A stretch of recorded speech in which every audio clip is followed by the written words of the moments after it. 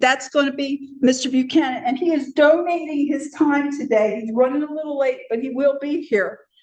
He's on his way. And I had a program last May, I believe, called Famous People in Ufology from the Tularosa Basin. Okay, we talked about the Condon report. Condon was best, I'm not going to say it, I almost said it, I almost cussed. That person, the Condon, that did the Condon report, he was from Alamogordo.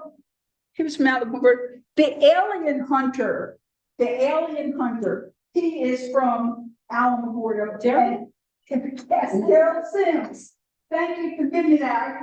I was stuck in his name. He's in Texas now. Right. Daryl Sims lived here. He graduated from Alamogordo High School. And he was abducted from Alamogordo, I believe, 6 times before he graduated. And I've been trying to get a hold of him, but again, you know, sorry guys, cost. I'm trying to get him because he's an Alamogordo person, but when I had that presentation, he was in, and Mr. Buchanan was in. There's a book about famous people in Alamogordo. You can get it at the library, and Lyn Buchanan's in it. One of my questions for him today is, why Alamogordo? And we should all think about that. He's not from, he was born and raised here. Why is he in Alamogordo? Why is he in the Tularosa Basin? That should put a little, that should make you guys think about your questions for him today. But he teaches CRV, which is controlled remote viewing. Again, he's going to have to leave early for his meeting. So I'm just going to do my end things now, which this Tuesday night here at Otero Arts, we have a presentation from Miss Joan Price, who is an expert on Three Rivers. She's going to talk about the celestial jaguar, which her work on that is outstanding. She's going to be here Tuesday night for Otero Arts.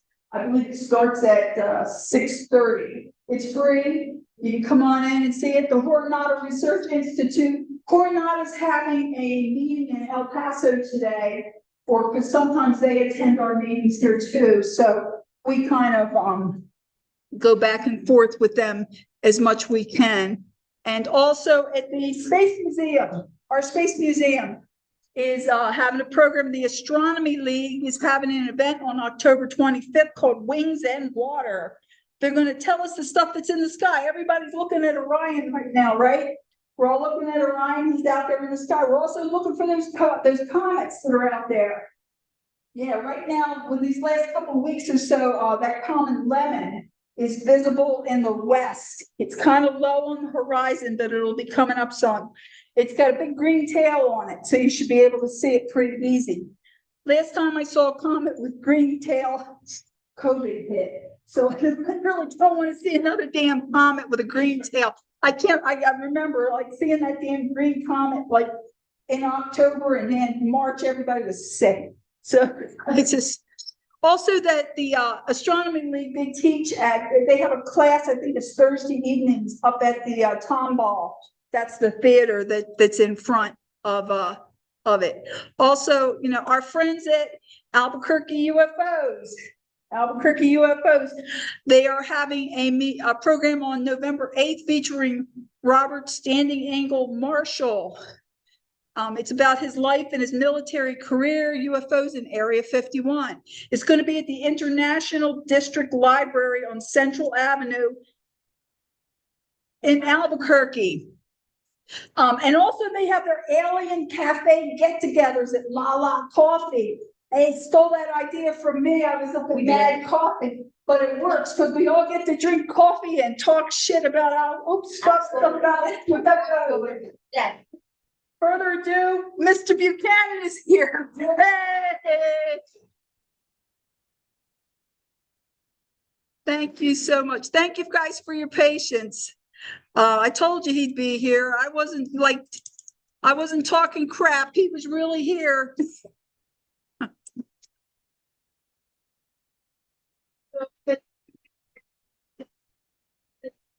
Thank you so much for being here. Thank you so much for being here. I warmed them up for you. I know you don't have a PowerPoint and No, I have a microphone, it's a little All right. flat for you there. You can, sorry, I'm talking in front of it. being late, there seems to be in the art, when you're a guest in someone's home, knowing when to leave so that they can leave. I had to just finally get somebody pushed out the door so I don't get here. I'm sorry. And when you get to be my age, your memory is locked up in your notes and the habits you did in life. Unfortunately, one of the habits I formed in life is to always forget my notes. And so I am here basically just to tell you the experiences that we did in the military with the UFOs, the UFO situation, things I've done personally, things that are happening even now out at my ranch. Since working, it is working. It is starting to go. Okay. I don't know. And so, in the military, I was a member of the controlled remote viewing unit. How many of you have not heard of remote viewing? That's what I thought these days. Used to, everybody would say, the controlled remote viewing, we did a lot of work on the UFO, but let me add this caveat. We never officially were tasked with it, and we never officially did it. Okay? It's one of those things where I didn't do it, nobody saw me do it, nobody can prove a thing, right?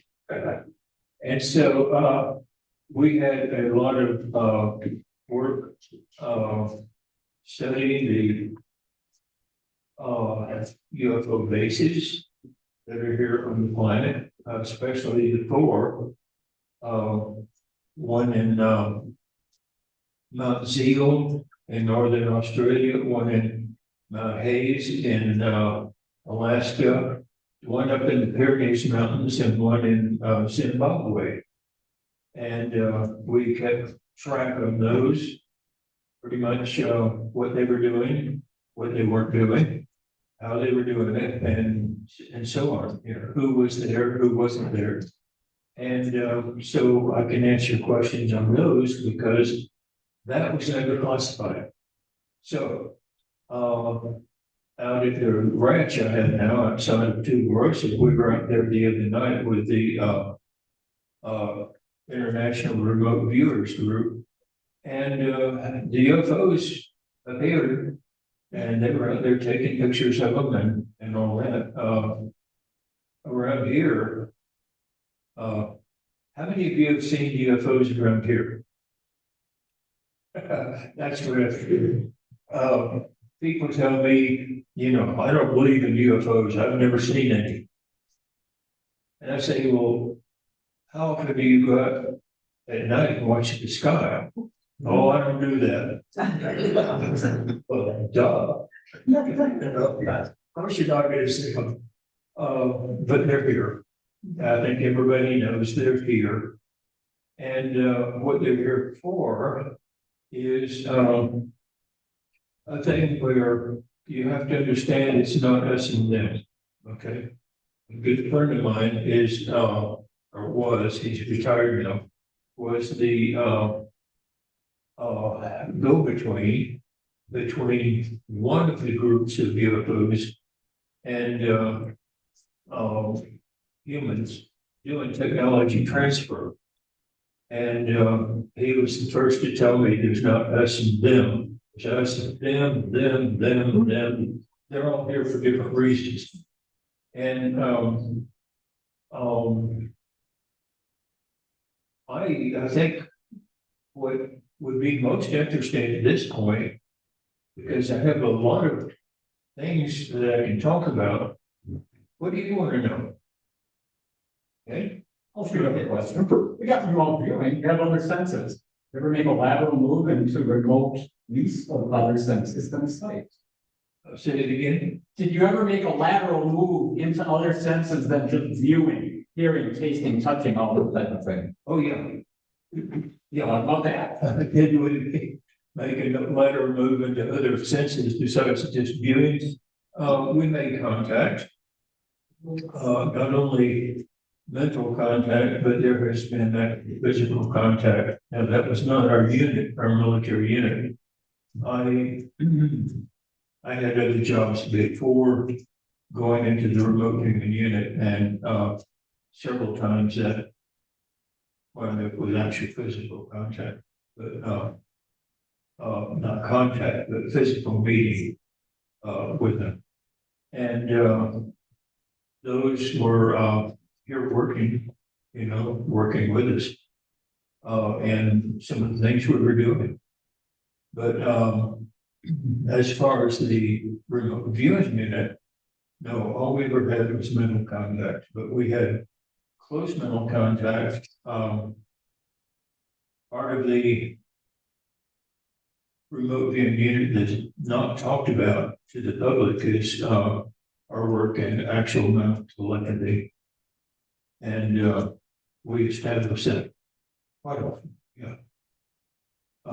Anything else? Yeah, can anybody join the branch that there's the night viewing? Yeah, I have a branch outside of Tularosa here, and I'm developing it as the remote viewing branch, by the way. remoteviewingranch.com. Yeah, we go out, the Space Museum has had astronomers go out and trying to get it as a national dark sky area. Yeah, we were out the other night and saw some, and saw some UFOs that were taking pictures and all. The Germans who were here at the branch 2 weeks ago having classes in remote viewing, and then I had a class in remote viewing the right after the conference. But yeah, we can have an excursion out there. There's no guarantee you're going to see UFOs, and they're not on a schedule. And any other It's locked story? up. You'd have to let me know. Yeah, but yeah, sure. Go ahead. You mentioned that they're here for many different reasons, other than, Yeah, what are those reasons? I was asked to do a. Okay, let me sort of preface this. You know how many people who have been abducted say afterwards they start having psychic experiences. It seems that the general UFO thing is very interested in our psychic ability. And I've got to introduce you to this strongly, by the way, at the unit. But after the military, I was asked to do a college paper, compare and contrast our psychic ability with their psychic ability. And I was given access to a lot of things that will never reach the public about actual incidents, actual abductions, and so forth. And I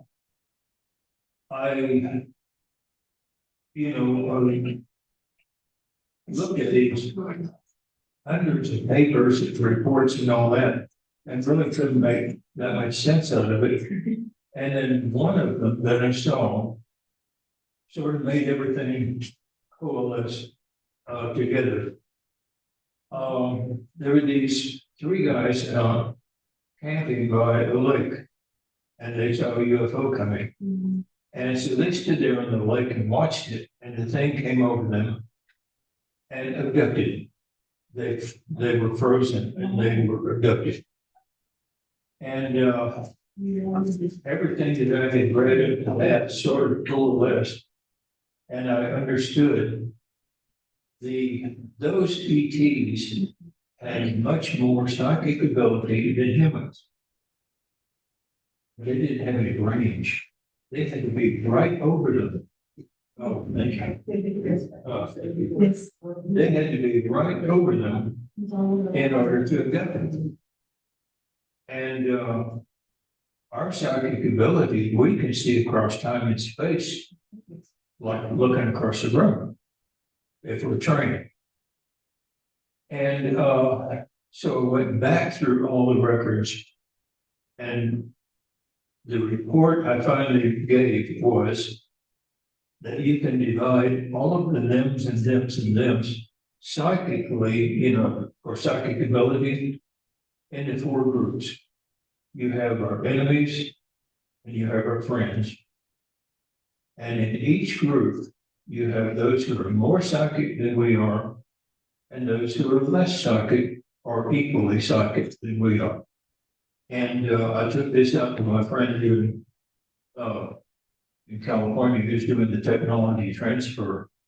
And he said he agreed with it, that the ones who are equal or less psychic than we are, and our enemies, try not to come here.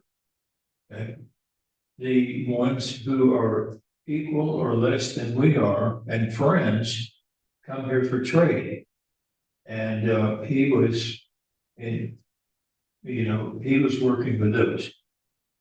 And the ones who are more psychic than we are, and our enemies, want us wiped off the planet. They want us dead. And those who are our friends and more psychic than we are, want us to develop our psychic ability, which is why when we're abducted, they enhance our psychic ability. And I wondered why. And that one incident that I read about told me why. When we get out into space, and we are going out into space. When we get into space, our ability will have a feature that they don't have. We can see across time and space. They have strong ability, but no range. And we will be a power in the universe. That's why our friends want us out there and stay friends. That's why our enemies, they don't want us out there. And so that was the report I turned in. And it disappeared into that warehouse at the end of the Indiana Jones movie. I'm not going to sing a sense, but that was the report. Go ahead. Well, I thought you could help me understand. I had a UFO experience 15 years ago, and I was camping by the lake outside with a friend, and outside of Austin. Yeah, outside of Austin. 3 ships that came down and were beaming light into the lake. Yeah. And then they beamed liquid light into our camper. They beamed what? Liquid light. Okay. And then they landed nearby, and I kind of went to sleep. Oh, okay. My friend said we waited until they left. Mm-hmm. So I was just wondering, have you encountered any liquid light type of experience? Liquid light? No, I'm afraid I haven't. Okay. Well, it was very transformative. It was very positive. Good. I had an abduction experience that I didn't remember for 25 years until my wife said something that triggered my memory.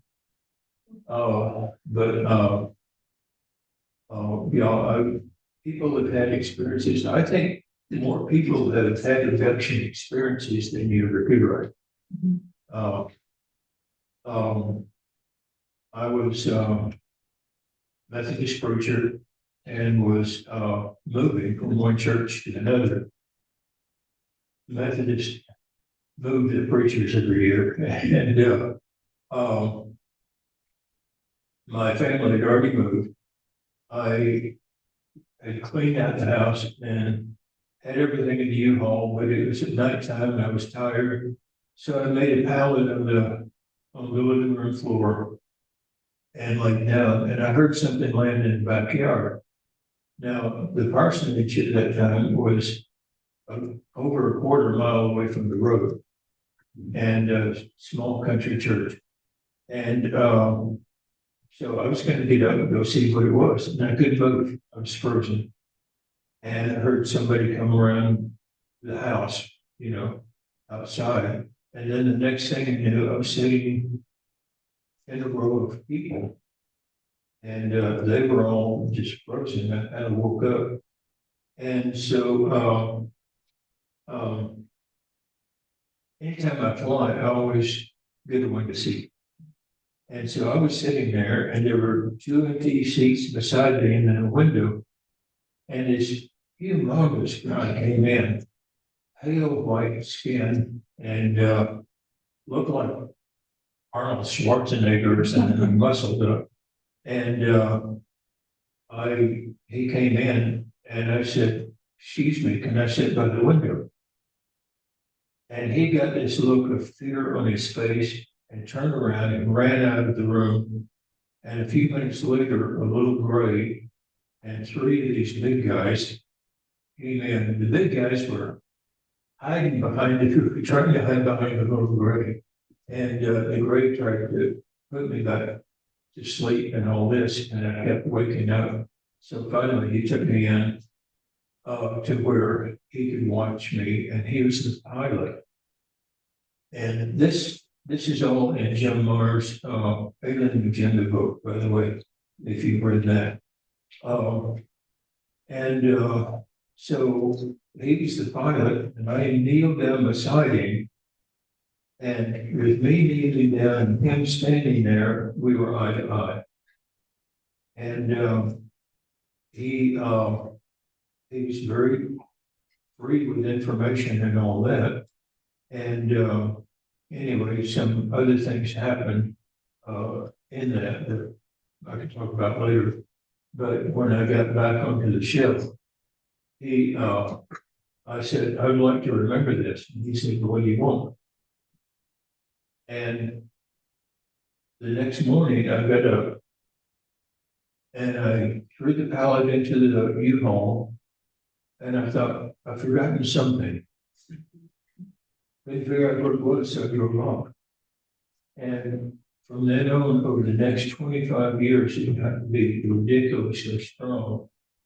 One day, when I was in the remote viewing unit, it was a Sunday, we were headed for church, and I kept going back to the house. My wife said, "Well, did you check the basement?"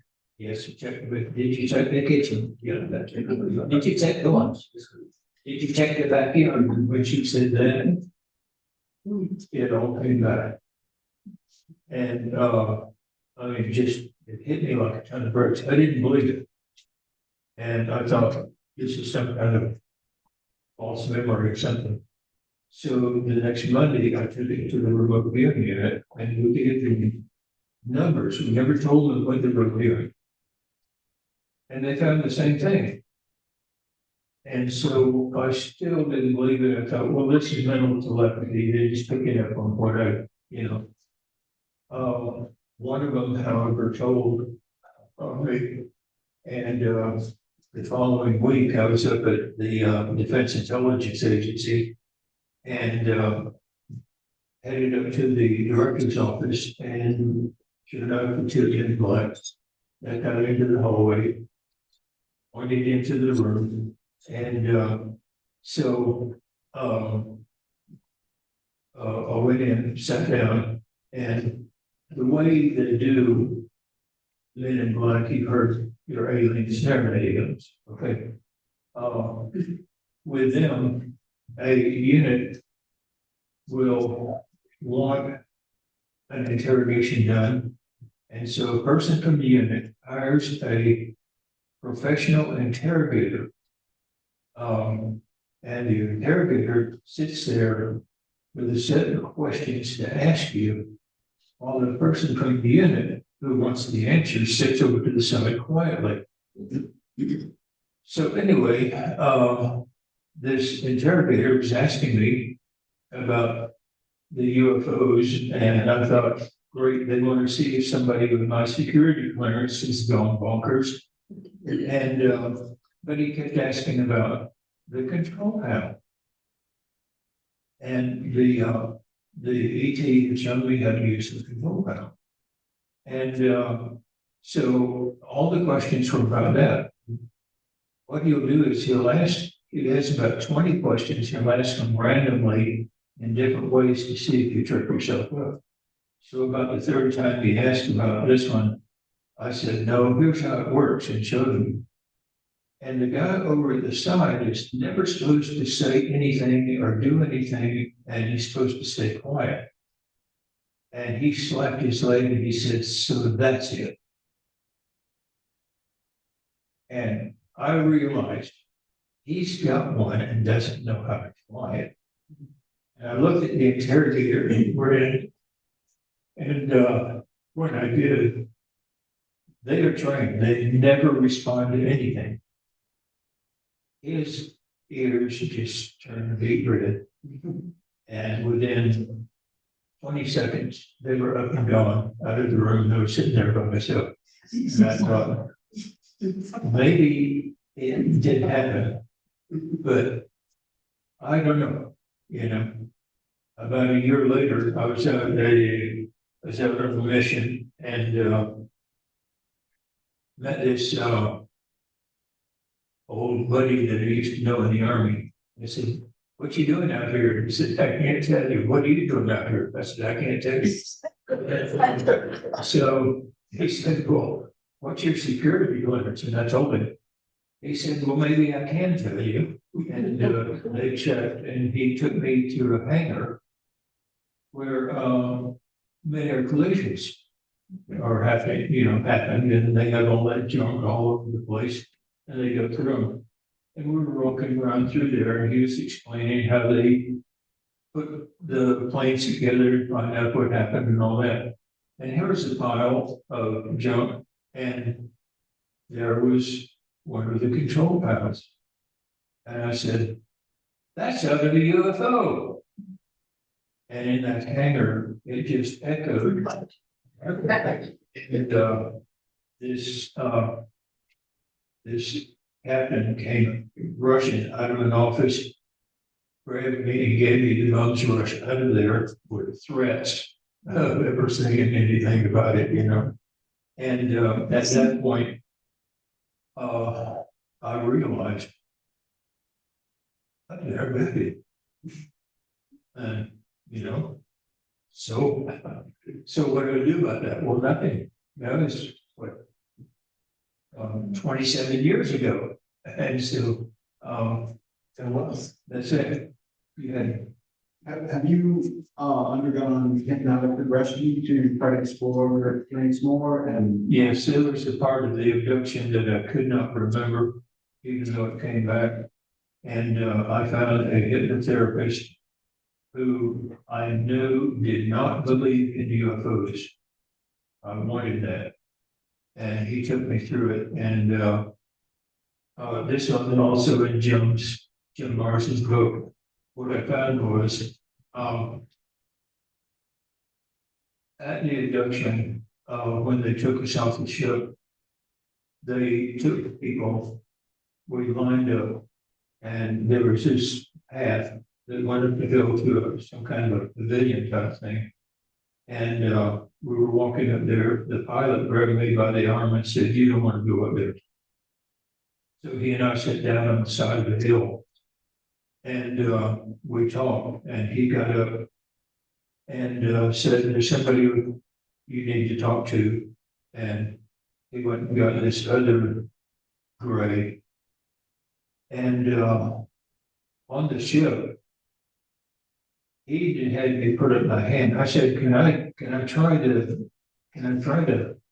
thing. He said, no, human hands are too small. I have very large hands. And, so he had me put my hand up, he put his hand on mine, they were basically the same size. So he let me try it. And, I didn't mess up too badly, but I messed up, and, so he was standing over me on, grab your hand if you messed up. And, so anyway, on this hill, this second AT came and sat down behind me and said, put up your hand. So I put up my hand, he put his on the back of mine. And that part I didn't remember, or what happened at that moment, I didn't remember. Until everybody started coming back down from the pavilion. And, so that's the part I went to a hypnotherapist about. And it seems that what happened was, that he offered me a job as a pilot. And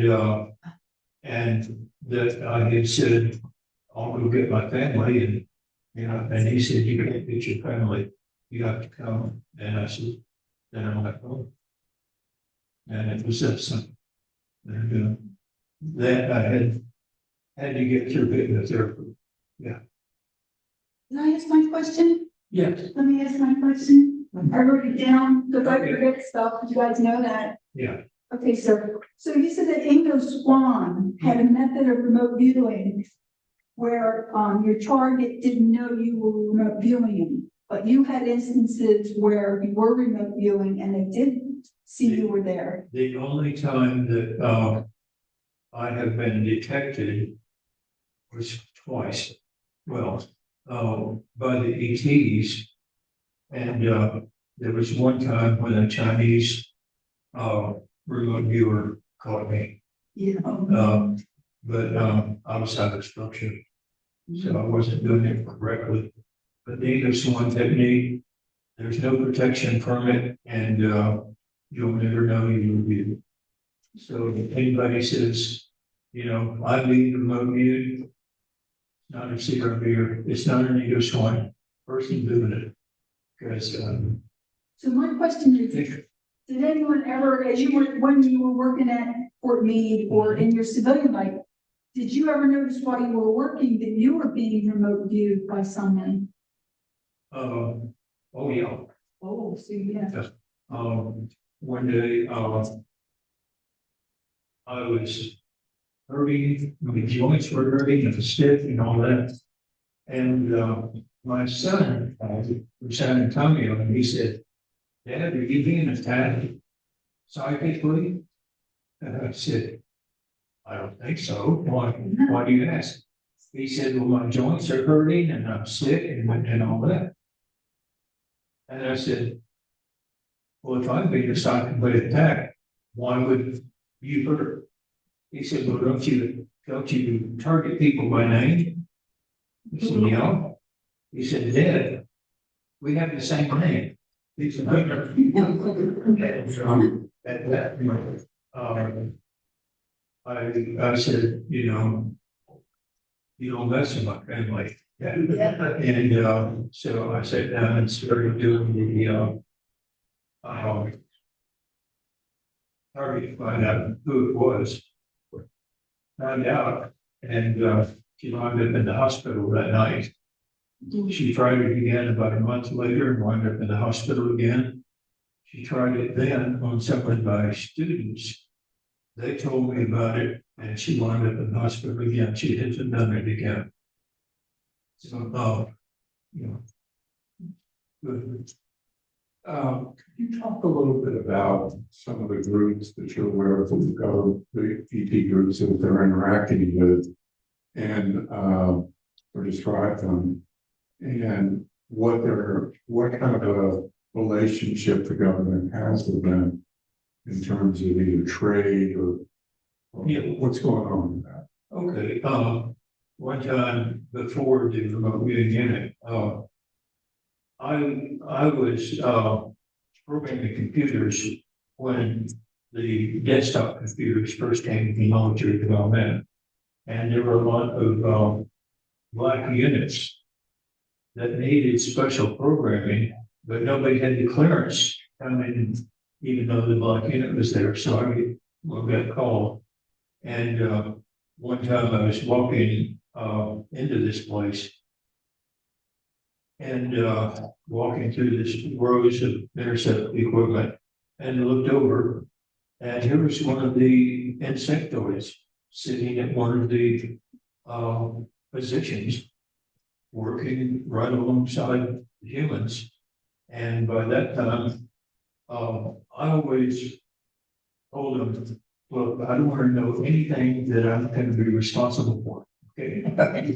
And so I saw it, I looked up forward and I kept walking, and that was it. But that was my first one on that. When we did the work on the 4 main ET bases here, a viewer named Pat Price had found his base. When he got there, they let him know that they knew he was there. Scared him so badly that he backed out and all that. When I got that task, they let me know that they knew I was there and it was okay. So I went ahead and just, sketch, ask questions and everything else. And that was the one in Mount Zeal in Australia. It seems to be an entry port for coming in, and then from there they go around the earth. But that seems to be a sort of entry port. Looked to me like a really fancy airport. They would land, people getting off. When I say people, in the remote unit, I see all ETs as just more people. They have different bodies, they have different shapes, different languages, all that. But I treat them as people, and that's it. So, but there were humanoids there, ETs, grays there, and other types there, and all very friendly. Do you see the government, ever disclosing this? I know there's been efforts in Congress, various witnesses coming out. Yeah. And it's kind of my view, I've been watching this over the past several years of these guys coming out. My view is that I don't think they're going to do it. I don't think they're going to come out and give the truth unless their hand is forced. I don't know. What do you think? I think they're going to have to. Yeah. Right now, as far as I have been able to find out, the ET bases, we call them ET bases. We think that, the ETs are coming down and having, I think a better term for it would be reservations. I think the governments have given them places where they can stay away, and the government wants them hidden. So I think the fact that they're hidden from us, I think that's by agreement with the government. So, yeah, and they fly through the sky, but you can see them, but you can't do anything about that. But they don't, they don't come out into the public. I think at some point they're going to start coming out into the public. They say in fact, there have been instances where the ones they call the Nordics, they come around us and all that. So you think they're going to do it, no matter what the government, if they want to hide it, they're going to do it anyway. They're going to come out. I think at some point they will, when when they get tired of our government. In line. What does a remote viewer say about that point in terms of disclosing or them coming out? That it's pretty far away, but that, it should happen, they say by, about 2060 or something like that. And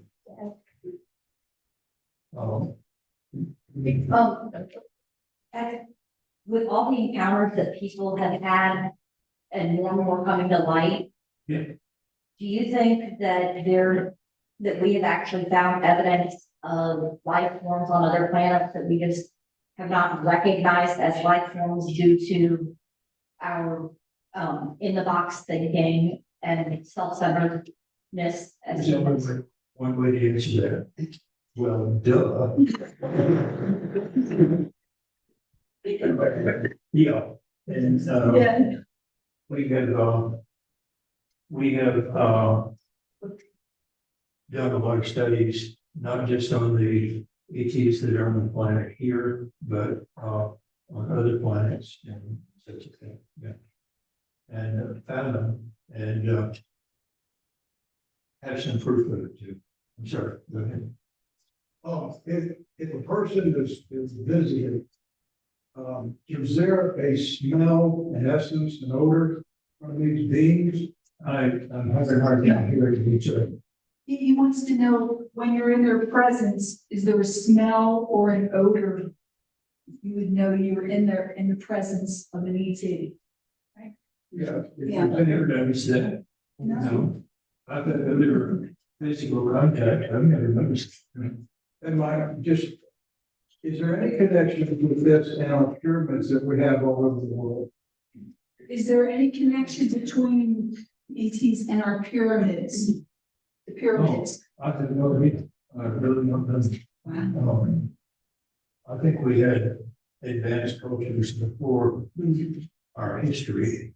So I really have no idea. I think I wouldn't be surprised. Why Alamogordo? What brought you to Alamogordo? Yeah. Um, No, why we're here. When I got out of the service, we were sick of the DC area. And so we headed out across the land and we searched for 2 or 3 months. We came to Alamogordo.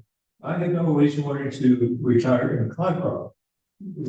We came up to Clycroft, and at that time, there were no computer stores. There was no internet up there. And also there was like a 4-year waiting period to get water to your house if you bought one. And I said, maybe not. So we came down to Alamogordo. I had come through Alamogordo when I was a kid, and we stopped a really burning hot day, and my dad went across this thing that's now a museum there and got a Coke, and we shared the Coke, and we were sitting there by a zoo that was 4 deer and a chicken wire fence. And I've always thought Alamogordo's got to be the armpit of and when we got here this time, there was the base. We looked at about 20 different homes, and none of them suited us. And as we were coming back with the realtor said, there's a house here that has been vacant for 6 years. And, it's just so covered with tumbleweeds that you can barely see it from the road. And she said, I haven't been into it, but I want to stop and see while we're out here. We said, okay. My wife and I walked in and we said, this is it. This is home. And we've been here ever since. So that's how we got here. Thank you. As a pastor, how has what you have experienced and learned fit in with your theology? Because obviously our churches don't cover this type of information. when I get, interviewed, a lot of times they'll say, well, you're a psychic, but you're a preacher too. I'm still a Methodist minister. I'm still called right now. Speaking religiously, if God gives you a talent and you don't use it, for me, that's a sin. And there are a lot of people who have the psychic ability and they're told, no, you're going to hell, and it's not true. God gave you an ability and a talent. Use it. It's there for a reason. And, I don't see any problem with psychic ability or with the fact that, in my father's house, there are many mansions. Them, and us. I don't see any problem with it. What about salvation for them and them and them? I think that, they probably have their own way of doing that. Did they recite Martin Luther? No. But I think they have a way to lead to God. Would the different types of angels be considered to be? So the being referred to as our enemies, can they be physically harmed? Like if we were defending ourselves, us versus them? If you cut them, they bleed. Okay. Okay. I hear a lot about energy beings. I'm not sure of those. Yeah. I have a question. Yeah. So what are your thoughts on Phil Snyder and the black budget? The whistleblower Phil Snyder, I don't know if you've heard of him, heard of his experiences, like having like Roswell artifacts and talking about stuff in the government, periodic table of elements. I think it's more government.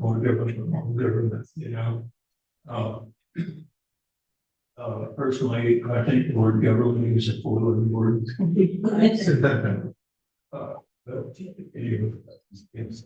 I'm curious about something you said earlier. When you're on your ranch, you're doing the remote viewing, Yeah. then the UFOs. Well, And I'm they curious seem to be out there all the time. I don't think they have anything to do with us. We just out there, dark sky, looking up at the sky. We see, So it's not like putting a message out and they hear and. oh, I don't think so. Not either. That did happen one time. At a Mufon meeting in Hollywood that I was at. The director put me up on one of the hills outside of Hollywood and said that there would be UFOs coming over. One went over. I said, that's just satellite, It wasn't a satellite because it was midnight. Then it shot at the earth. And she said, yell at it and turn around and come back. And I thought, this is, a snipe hunt or something, And so I yelled at it and it turned around and it came back. And then it took back off again. And I thought, there's the satellite theory. And so that was one of those things where it happens and you can't deny it, So I think in some way they do have a way of picking up on any intentions that we may have. I'm not sure about. Do you ever use lasers to signal them? Do I ever do? Lasers, use night lasers? Oh, no, I've been shining a laser up in the sky. Pretty good, over that. Oh, darn. Yeah. I have a question. You said that the ETs come here for other reasons, but one was trade. What are they trading? The last time I went out there before he retired, I said, so what are we trading them now? Yeah. And he laughed and he said, that the ones that he works with are a highly advanced race. And they have advanced to the point where they don't need anything else. And all their needs are met. And he said it's been that way for generations and their creativity is gone. And he said, they're trading this stuff. We take it, we do things with it. And he said, we're trading them their own stuff right now, and they're glad to get it in new forms, you know. And so he laughed, he said, we're trading them their own stuff back now. Like abductions, when they abduct people or cow mutilations, that's not trade. No, these are Technology. abductors, these are the ones that have been made, there were 3 ships. And the ET said they were a medical unit. And that they are exposed to all kinds of stuff as they go to different places. And that the Greys especially don't have a lot of resistance to the diseases. And he said, humans are antibody factories. He said, we give you our disease, you make the antibodies, we come back and infect you again, harvest the antibodies, and that's it. And they use medicine. And I said, well, what are the things you implant in us? You know, the little glass things and all that. And he at first didn't understand. And he said, no, that's not what we implant. He said, it's the diseased cells around that thing. You haven't been looking at those? And he said, you people won't be still and our tips break up. And he said, you know, so he said, what we implant is our diseased cells that are around that thing. You know, that do you think that visitations are more so now than say 50 years ago? I'm sorry. Do you think that the visitations are more now than they were 50 years ago? I think they're more out in the open. I don't think anybody's hiding it, and well, certainly they're not hiding it. I mean, you can go out here almost any night. 2 friends of mine who live here in town sit out at night and take pictures of them. You know, they said 3 or 4 times a week. I was talking to a dairyman up in Roswell, and he goes out and delivers milk before dawn. And he said at least 3 or 4 nights a week they're there. And he said, I've lived here all my life. I know an airplane. I know the difference. And he said he sees them all the time. Do you think they're aware of our times now? Do you think they're conscious of what we're focused on in terms of I don't prophecy and so on? I don't think they care. From what I've seen, they hear for their own reasons. But there are those who want us to develop that psychic ability. Who's the most positive group that you're aware of that we're working with and that are trying to be supportive of us?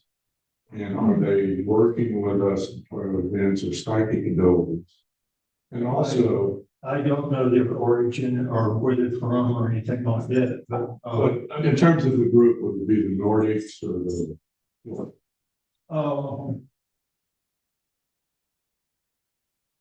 I'll have to be honest. I'm not sure. Okay. I've heard people say that they would help people in the world if there was a war or something that they would help. I'm sorry, I'm not hearing. Good, I didn't hear you. That the aliens would help if there's a war on the earth. The good aliens would help. They should help the Germans during World War II. Really? And, I think they're very fully in our government now, yeah. Very fully in our government. Go ahead. Is there any, in your research regarding remote viewing, is it anything at all like astral projection? No, no. The English swan technique that was used, well, on the internet, you'll hear remote viewing. And that's the new age term for soccer, I think. So you have pendulum remote viewers, crystal ball remote viewers, and tea leaf remote viewers, and all that.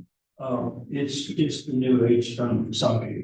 So we found out that the remote viewing is a scientifically proven thing, and everybody jumped on the bandwagon. The controlled remote viewing is different from the outer body experience and all that. Because you stay wide awake, you don't go into a trance, you follow a procedure that connects your conscious and your subconscious mind together, so that your conscious mind can act like an interviewer, interview the subconscious mind, get answers back and writing down on a piece of paper. So it's a totally different thing. It's not really even considered a psychic method. It's more of a mental martial art, mental interview. And people ask where the information comes from. We have no idea. Yeah. Were you ever blocked in a remote viewing experience by the target? Let's say you're trying to intercept something in the Russian military, and the Russian team says, no, we don't want you in there. So they block you. Did that ever happen? We've had them try. The English one had no protection. Not only that, but also there's no detecting it. The illustration we use is you've got a guard and a guard dog walking around the facility at night. A psychic spies on them. That guard dog is going to go alert. That gets reported. And the next day, they say, we've been penetrated by a psychic. Let's go to plan B. And so all the information the psychic got is no longer useful. With CRV, the English one method, not even the dog alerts. And so all the information you get is still live. That was one of the reasons the military took the English one method above all others. We were speaking earlier of alien technology. Yeah. Is there any truth to the suggestion that a lot of the modern scientific inventions like laser, microwave, computers were either reverse engineered from the Roswell crash or simply traded by aliens? Yeah, simply traded. Yeah.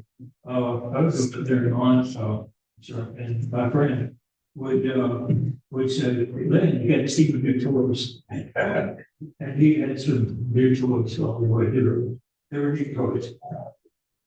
But yeah, there's been a lot of technology transfer by trade. Go ahead. How did you first discover these CRV capabilities? I'm sorry? How did you first discover the capabilities for CRV? Ever since I was around 12, I've had PK experiences.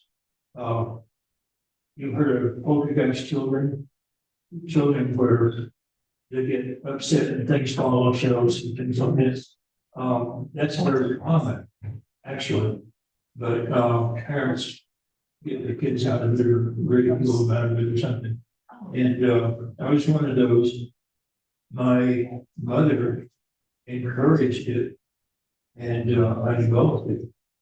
And anyway, at one point, this back when I was in grade school, this bully, kicked me off my bicycle and I landed in her on all that. And I remember thinking, die. And he flew off of his bicycle out into the traffic, and traffic stopped just in time. And then a little bit later, and you know, that scared me, what could be done. A little bit later, weeks or something like that, I was showing off to the cute little red-headed girl, you know, Charlie Brown's Life in My Life, or parallels of that. Showing off to the cute little red-headed girl. She went home, told her father, the Pentecostal minister. And the next day, he and 3 of his deacons met me on the sidewalk as I was going home. And he said, can you show us some of that stuff? We're really interesting, you know? And so I did, and they had me down on the sidewalk screaming for Satan to come out of me and all that. And so I tried to reverse it from then on.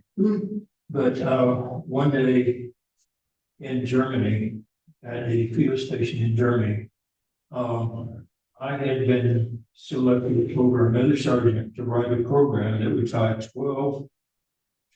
tie the intelligence computers in 12 different countries together so they could transfer information.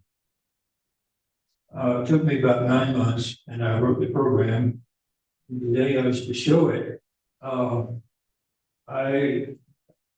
went to the bathroom to make sure my hair was in place and my uniform was neatly pressed and all that, and came back in and did my little song and dance, and here were the commanding generals in 12 different countries. And I hit the enter key to show the program, and the computer went dead. And they started laughing at me, and I turned around, and this other sergeant was standing to the back door and said, gotcha. And I turned around and left. I got flaming mad. When I did, the entire fuel station went down, all the computers. They told me that, told me later it was like $50 million worth of computers. And that happened in the accident. I knew what had happened, but I wouldn't consider it. So General Stubblebine had officers who were out looking for psychic ability. One of them just happened to be in the room at the time when that happened. He reported me to General Stubblebine, and about 2 months later, General Stubblebine came out to install a new commander to the military, to the field station. They told me, the general wants to see you. What have I done this time now? And General Stubblebine installed the new commander, came into the office and looked at me and said, "You're Sergeant Buchanan." I said, "Yes, sir." He said, "Follow me." And he shoved me in front of him. You don't walk in front of the general, you know. Even the new commanders walk following the general. And he took me into the new commander's office, turned around to the new commander and said, "I need to talk to Sergeant Buchanan. Get out." You can imagine the name of the list that I went on at the very top of it. It's a 4-letter word. And anyway, he got up in my face and said, "Did you kill my computers with your mind?" And I was going to lie about it. And I heard myself say, "Yes, sir, I did." And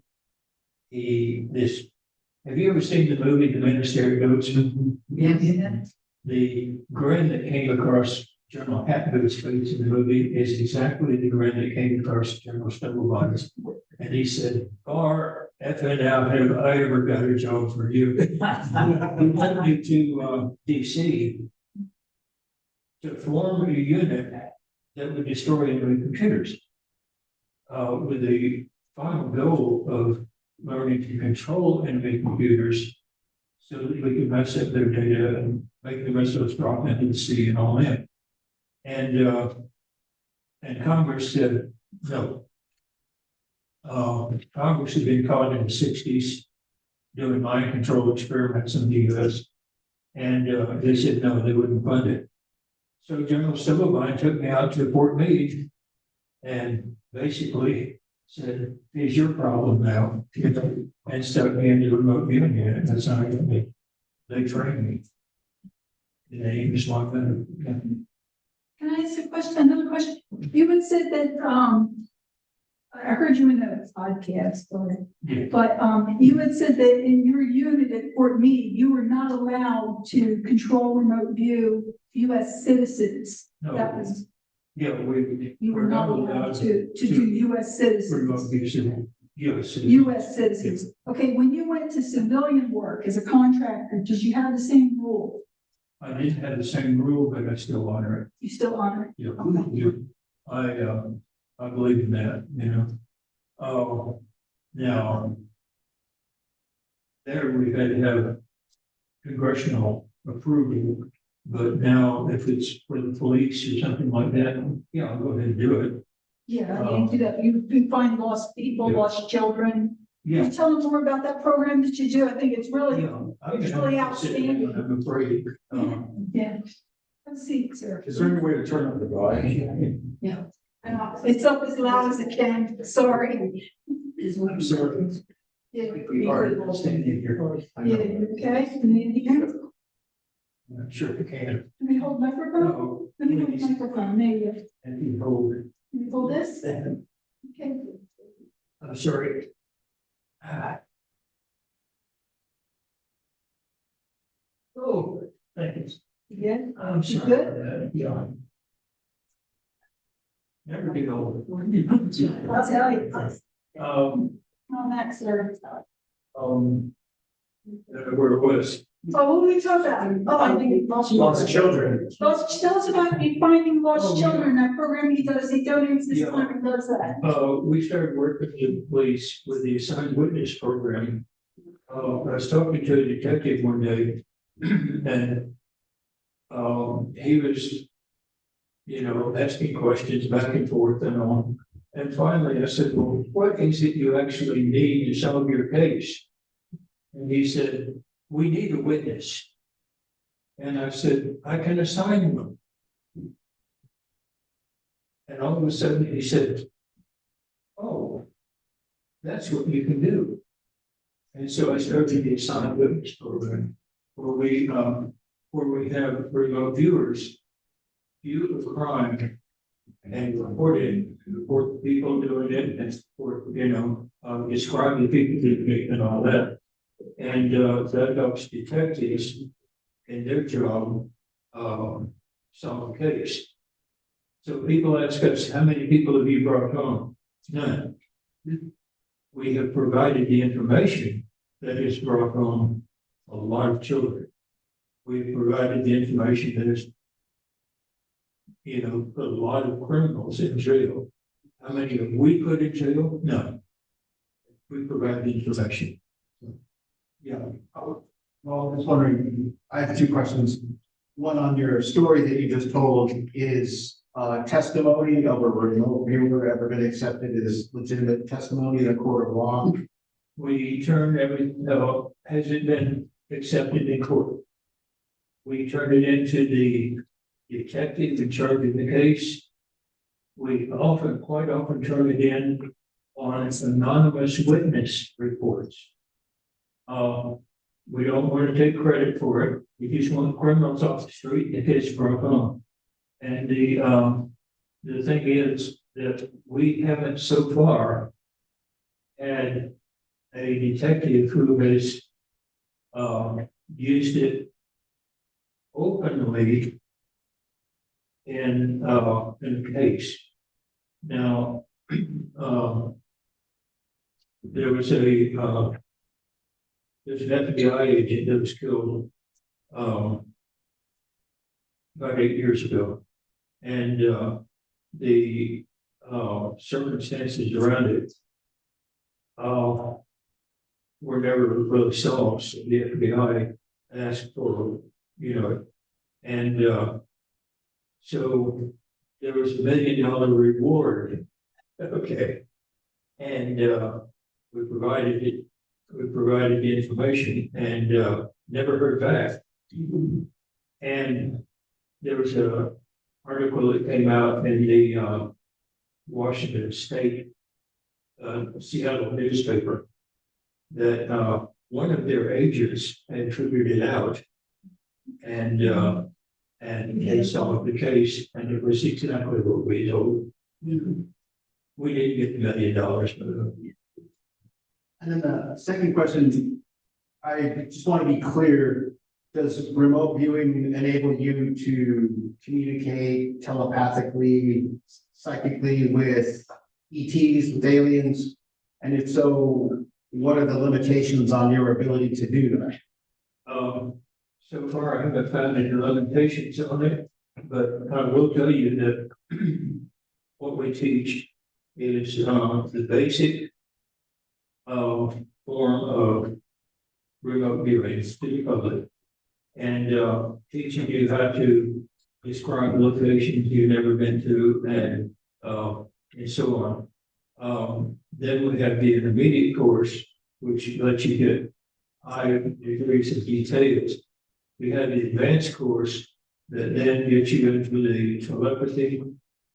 One of our advanced students 2 years ago was in a remote viewing contest, and if you don't know what the boneyard is out here outside of town here, the Space Museum has a big, huge facility out by the railroad tracks, out by the Alameda Park?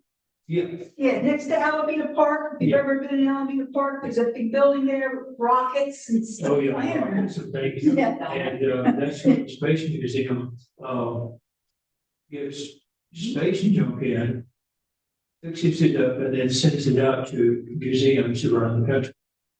And so for this contest, we showed a picture of the roof of that building. And the contest was describe what goes on inside. And there were, I think, 12 people who were supposedly advanced remote viewers who did it. And some of them did a pretty good job, really good job. My student not only told what was going on inside the building, he drew accurate floor plans of the inside of the building, told what was going on in each room, what equipment was in each room, and so forth. And he won the contest, by the way. But we teach it in a graduated form. And when it gets up to the beyond advanced, yeah, that's when we find, we haven't found any limits to what you can do after that. Yes. Is what perhaps we commonly call premonitions.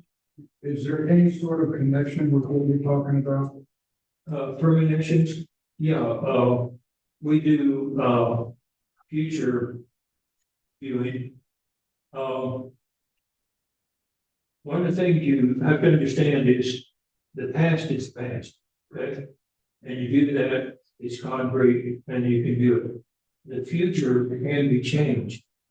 The analogy we use is called the arrest at Jonesboro Road.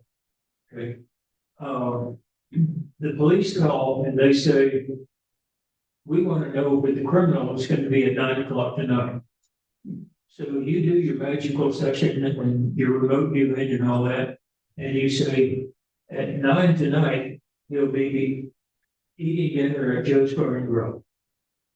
And so at 8:30, the police come out, hide in the bushes. At 8:45, the criminal walks up, they jump out and arrest him, and at 9 o'clock, he's in jail. Okay? You made yourself wrong. Okay. And things like that, with a lot of the drug interdiction was done on lead. Lead is You know, if you act on a premonition, it'll change the future. The thing is, if I had said at 9 o'clock, he'll be in jail, they would not have gone out to Joe's Bar and Grill, and he'd be sitting there eating his dinner, right? So the fact is that, when you do future viewing, you see the future as it stands at the time of your viewing. Okay. But then if you act on it, you can change it. And I've done that with many, Laredo, Texas, they wanted to know when drugs were going to come across the border and where they were going to, and what would be done with those drugs. And so it did that, and I told when and where they were coming across the border, where they were going to, and what would be done with them. So they were there, they came across the border, and that place, actually I was 100 yards out, but at that place and at that exact time, they arrested them. And so the drugs didn't go to where they were headed, and so on. And so that part of my view was wrong. But you act on premonition, you will change the future. Also, I have found, I did a 4-year study that how you can influence the past. You can access someone mentally and make them aware of you being there if you want to. And what I found was that for 1 year, I recorded almost every decision I made, and came back later and, well, that was stupid, you know, and that was your decision and all that. And I found that my decisions were right, like 50% of the time. You know, you never get rich and famous doing that. And so the second year, I made the decision, I would write it down and write the moment of it. Later, when I found out whether it was a good decision or not, I would sit down and remote view myself at that moment and put hindsight in. And what happened was I started becoming sensitive to my future viewing. And so I'd come up and make a decision, and I'd say, what am I going to tell myself in the future? Don't do it. Oh, don't do it.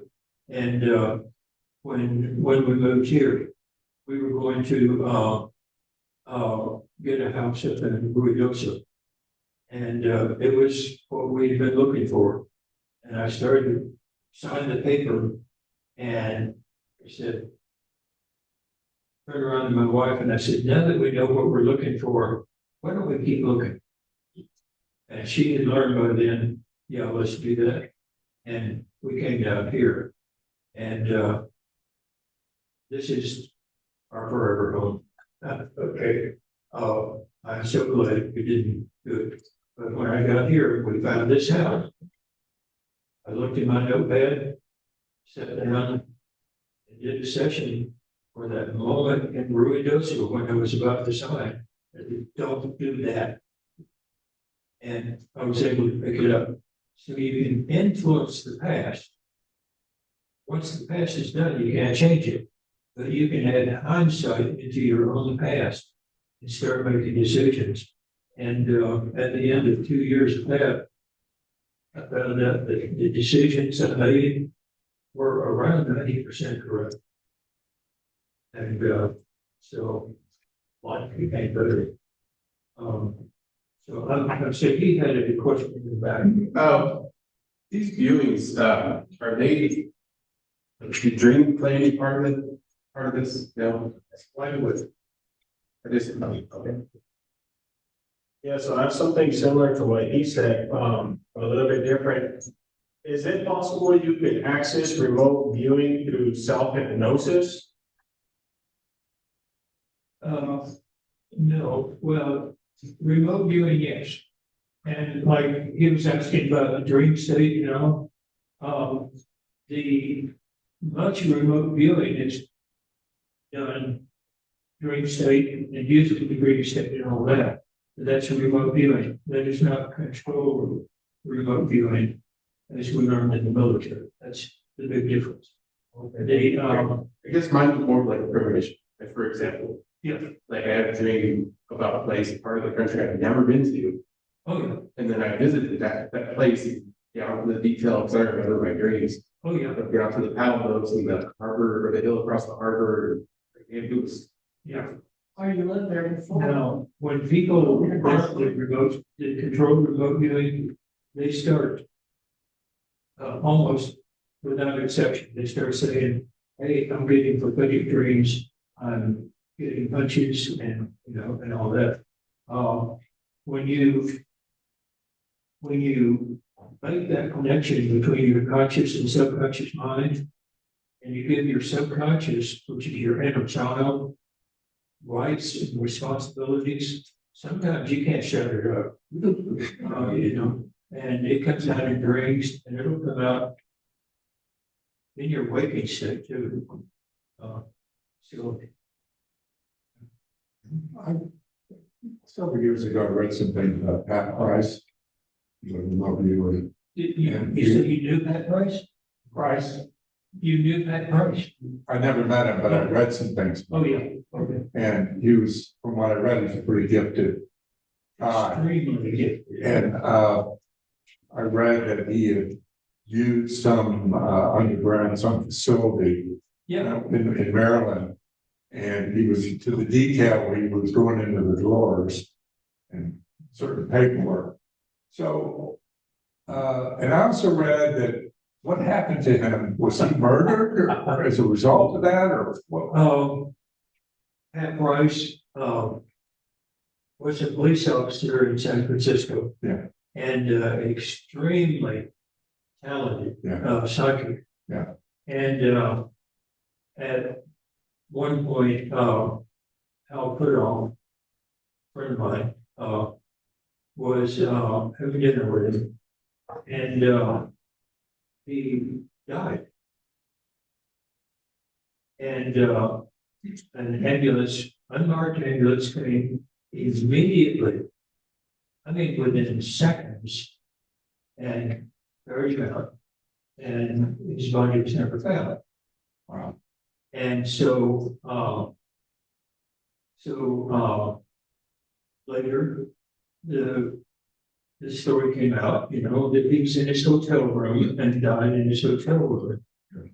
And, then the thing came out that his body was found. And, you know, all of these different stories. I heard that, about a few years later, one of our people was in a store in, Washington, DC, and looked up Pat Price was standing there and turned around and left really quick. So, yeah, the whole Pat Price story is just a huge joke. One of the CIA directors said Pat Price died and we haven't heard from him since. So, yeah, the Pat Price story. I'm sure by now he's passed away, but he's learned to be 100 years old. Wow. Sir, I knew you have to teach a class at 1 o'clock. Are you good for time? So, yeah, I teach a class at 1 o'clock.